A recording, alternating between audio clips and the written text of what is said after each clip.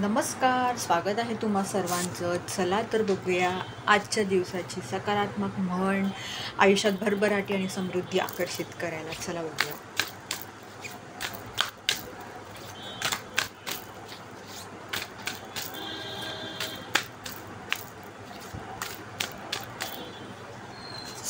तर ही आहे ती म्हण. अच्छा, हा आलेला आहे एक संदेश मंडळी. आधी तर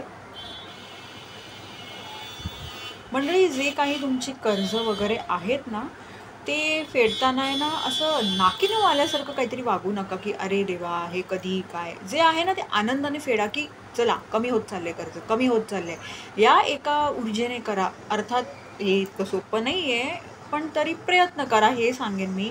नक्कीच ती ऊर्जा खूप एक सकारात्मकतेने जात जाईल आणि कदाचित यापुढे मग तुम्ही कर्जबाजारी परत होणारही नाही. ही एक लक्षात घ्या. आणि एक संदेश बघूया आपण.